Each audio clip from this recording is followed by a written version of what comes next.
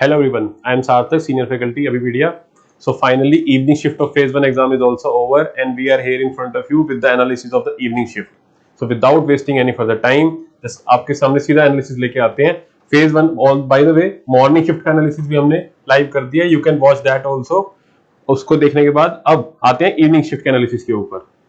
Overall question दिखाने से पहले ओवरऑल जो लेवल ऑफ एग्जाम का अगर मैं कंपेयर करूं मॉर्निंग शिफ्ट से तो सिमिलर पैटर्न पे ही था. जितना लेवल मॉर्निंग शिफ्ट का था ऑलमोस्ट उतना ही इवनिंग शिफ्ट का था. कंपैरेटिवली 19-20 का फर्क था, तो इवनिंग शिफ्ट थोड़ी सी डिफिकल्ट साइड थी. But don't worry, normalisation valid है यहाँ पर भी. जितना अगर आपका टफ था तो नॉर्मलाइज करके बराबर उस लेवल पे ले ही आएंगे उसको. So you don't need to worry about that, right.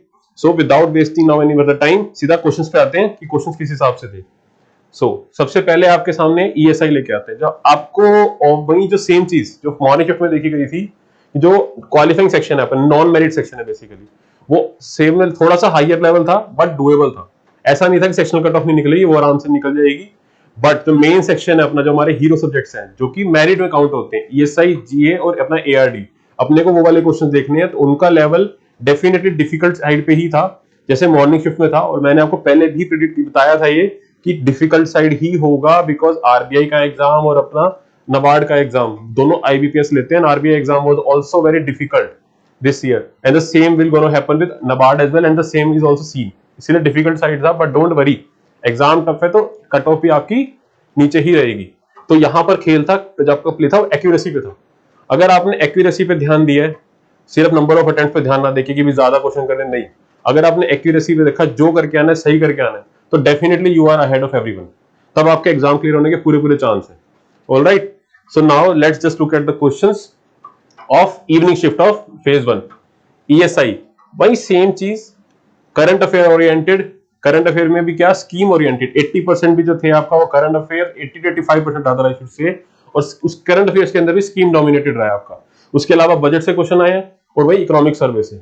I am telling you pattern same ही है, मॉर्निंग शिफ्ट का भी इवनिंग शिफ्ट का भी, राइट. सो अब स्कीम्स की बात आती है, जो क्वेश्चंस की बात आती है, स्पेशली स्कीम्स में मैंने आपको पहले बताया जो more core of the core schemes है, सब स्पेशली जो नबार्ड के वेब, उनके ऑफिशियल वेबसाइट पे भी दे रखी है, वो स्कीम से बहुत इंपॉर्टेंट थी. वहां से क्वेश्चन हर साल आते हैं, इस साल भी आए हैं. Like if you see PM Kisan, प्रधानमंत्री फसल बीमा योजना, गोवर्धन स्कीम बहुत इंपॉर्टेंट थी, हमने कई बार कवर भी करी हुई है, राइट. जीए के अंदर कवर करी है, ईएसआई के अंदर कवर करी है, वेरियस प्लेटफॉर्म से कवर करी है. देन एस्पायर स्कीम बहुत ज्यादा न्यूज में थी, राइट, इससे क्वेश्चन आया है. देन उज्ज्वला स्कीम, उज्ज्वला के आपका मॉर्निंग शिफ्ट के अंदर भी क्वेश्चन आया है इससे, और इवनिंग शिफ्ट में भी क्वेश्चन आया है. Same goes for Shreyas as well. Questions आए हैं दोनों स्कीम से, लेकिन क्वेश्चन का पैटर्न अलग था कि इसमें अलग डाटा पूछा हुआ था, यहाँ पे अलग फैक्ट पूछा हुआ था इन दोनों स्कीम से रिलेटेड.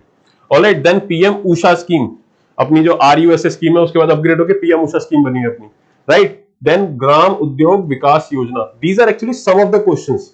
सारी देख रहे हैं आपको स्कीम्स ओरिएंटेड है. ईएसआई के जो कुछ क्वेश्चंस है आपके मोर और लेस इसी पैटर्न पे ही सारा रहा है भाई. सेम जो पैटर्न मॉर्निंग शिफ्ट में देखेंगे, टारगेट डेडलाइन यहाँ भी पूछी हुई है आपसे, डाटा फैक्ट्स यहाँ पे भी सेम चीजें पूछी हुई है, और थोड़े से टफर साइड पूछे हुए हैं, ज्यादा घुस के पूछा हुआ है, तो ऑब्वियसली वो चीजों को टफ बना देते हैं, क्योंकि इतना सारा डाटा फैक्ट रिकॉल करना एग्जाम में थोड़ा टफ हो जाता है. ऑलराइट, तो जो बच्चा हार्ड वर्किंग होगा, जिसने मेहनत करी होगी, अच्छे से पढ़ा होगा और पेपर के अंदर एक्यूरेसी पे ध्यान दिया होगा, डेफिनेटली उसके प्रीलिम्स क्लियर होने के बहुत ज्यादा चांसेस हैं. ऑलराइट, अब जीए के लिए मैं I will call Deepali ma'am. She will analyse the exam paper for you. Okay, so Deepali ma'am, just a second. Thank you sir.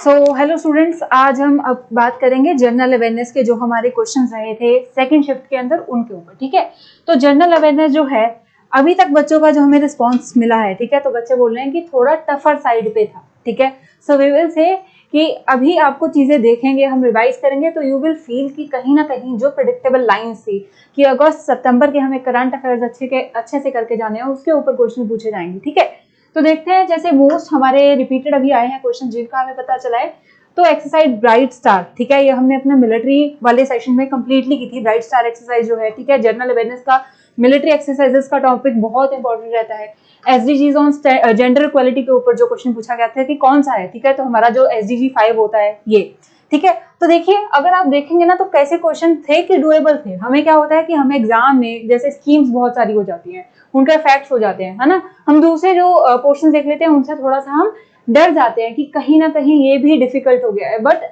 यहाँ पे हमारे जो क्वेश्चन थे वो फिर भी अच्छे आए थे। अगर हम बोले जनरल अवेयरनेस के, जैसे न्यू मेंबर ऑफ ब्रिक्स अभी अगस्त में ऐड किया गया है कि यूएई हो गया हमारा, ईरान हो गया, इथोपिया, इजिप्ट, ठीक है, सऊदी अरेबिया, इन सबको इन्वाइट किया गया है।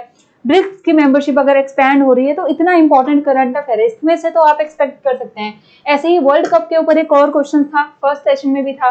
इंडियन स्पेस जो हमारा स्टार्टअप है अग्निकुल के ऊपर भी एक क्वेश्चन जो है अभी तक पूछा गया था, ठीक है। तो डिटेल एनालिसिस में हम लेके आएंगे आपके लिए। उसके बाद कावेरी रिवर की लेंथ, तो हमारा जीए का स्टैटिक का एक बड़ा ही कॉमन सा क्वेश्चन हो जाता है कि Kaveri river length, river courses, है ना। उसी तरह इलेक्टोरल बॉन्ड्स, डिलिमिटेशन कमीशन, एक और था हमारा सी पेस की फुल फॉर्म पूछी गई थी, ठीक है, accelerated exit of the corporate. ऐसे करके हमारे काफी क्वेश्चन जो है पूछे गए थे। And general awareness no doubt जैसे सर ने भी आपको बताया होगा कि बोला जा रहा है कि क्वेश्चन जो बच्चे बोल रहे हैं सेकंड शिफ्ट हमारे लिए टफ थी, but you need not to worry, normalisation हो जाएगी। तो उससे क्या है कि जो एवरेज होगी दोनों शिफ्ट्स की आपको उस हिसाब से मार्क्स मिल जाएंगे। एंड वी होप कि आपका जो पेपर है अच्छे से हुआ है एंड अभी आपको वरी नहीं करना है, ठीक है। एंड कंप्लीट हम अपने जनरल अवेयरनेस के ऊपर, इवन एग्जाम के ऊपर जो है एनालिसिस लेके आएंगे, so that if you want कि आपको पूरे सॉल्यूशंस मिल जाए वो भी मिल जाएंगे, ठीक है जी। तो अभी मैं फिर से सार्थक सर को बुलाऊंगी कि वो आपके साथ आगे की जो आपकी स्ट्रेटेजी होनी चाहिए उसको डिस्कस करें।